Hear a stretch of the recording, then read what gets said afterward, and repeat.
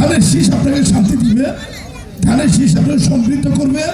ধানের শীষ তারেক রহমান আমাদের দেশের উন্নয়নের পূর্ব শর্ত হয়ে দাঁড়ায়, তার পক্ষে কাজ করে আমরা সর্বোচ্চ ভোট এই কেন্দ্রে চাই। এই কেন্দ্র থেকে সর্বোচ্চ ভোট দিবেন, আপনার কেন্দ্র থেকে উন্নয়নমূলক কাজ মুজিবুর সাহেব শুরু করবেন। উপস্থিত হয়েছে দক্ষিণ বৈঠকের বিশিষ্ট ব্যবসায়ী জনাব আবুল কালাম আজাদ, তাকে তার আসন গ্রহণ করার জন্য বিনীতভাবে অনুরোধ জানাচ্ছি। এই কাজ বৃদ্ধি হবে, কৃষি কাজ আপনারা পাবেন, বেকার ভাতা হবে। আপনারা পড়েছেন তারেক সাহেবের একটি দেওয়া কি বাচ্চারা বাবুরা, ঠিক আছে? আপনাদের চাকরি হবে। আমি নির্বাচিত হলে ইনশাল্লাহ তারেক সাহেবের সহযোগিতায়, বিএনপির সহযোগিতায় 200 মিল কারখানা গাজীপুর একে বন্ধ রয়েছে, সমস্ত মিল আবার খুলে দেওয়ার ব্যবস্থা করব, নতুন নতুন চাকরির ব্যবস্থা করব।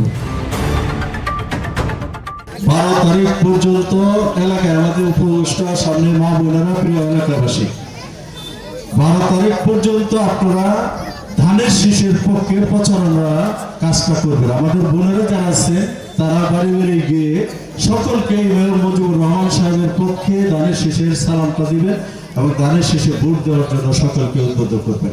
আমাদের ভাইয়েরা যারা আছেন তারাও প্রত্যেকে একটু 12 তারিখ পর্যন্ত আমাদেরকে সহযোগিতা করবেন। ইনশাআল্লাহ আগামী দিনে আমরা যদি মুজিবুর রহমান সাহেবকে বিজয়ী করতে পারি, সেই ক্ষেত্রে মুজিবুর সাহেব কালিয়াকৈরের সন্তান। আমরা কালিয়াকৈর থেকে বিগত 35 বছরের কোনো এমপি মন্ত্রী কিছুই পাই না।